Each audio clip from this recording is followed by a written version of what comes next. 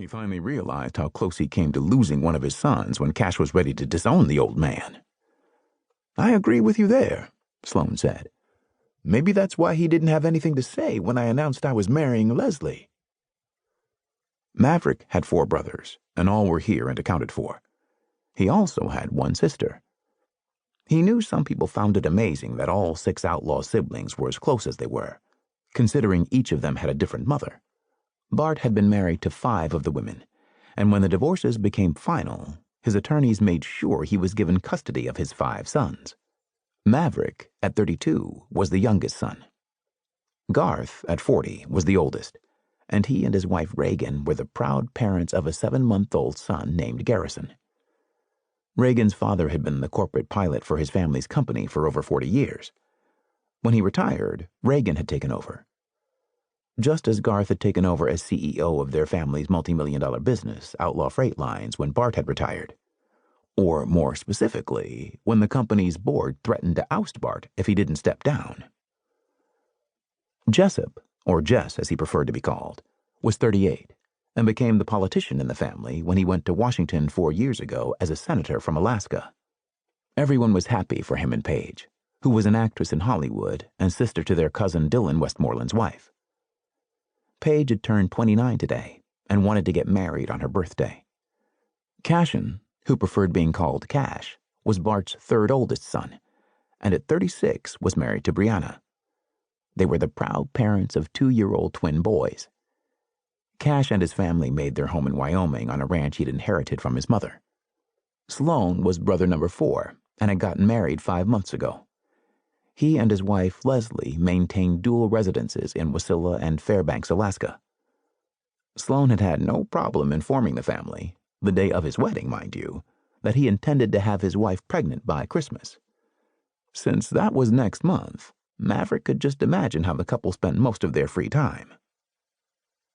Last but not least, there was his sister, 27-year-old Charm.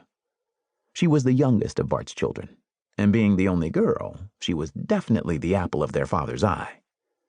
To this day, Charm's mother, Claudia, was the only woman Bart had ever loved, and the one he couldn't handle. And she'd been the only mother of his children Bart hadn't married, but not for lack of trying. Hell, their father was still trying. Maverick and his siblings always got a kick out of seeing Bart court Claudia. They figured the reason she hadn't married Bart after all this time was because she needed some sort of affirmation that he had changed his manipulative ways.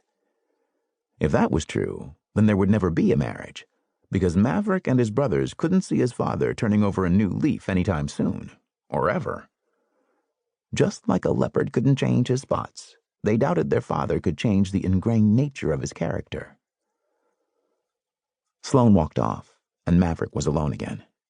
At least for the time being. There was no way he could ever be totally alone among his Westmoreland cousins. There were too many of them. Besides that, the wedding and the reception had been held in a section of Denver the locals referred to as Westmoreland country. Dylan, the oldest of the Denver-based Westmorelands, had built this mega building and named it Westmoreland House. The building, which could hold over 300 people easily, was meant to be used for special occasions, events, and family get-togethers. Hearing oohs and ahs, he glanced over to where several relatives were admiring his cousin Bane's 3-month-old babies.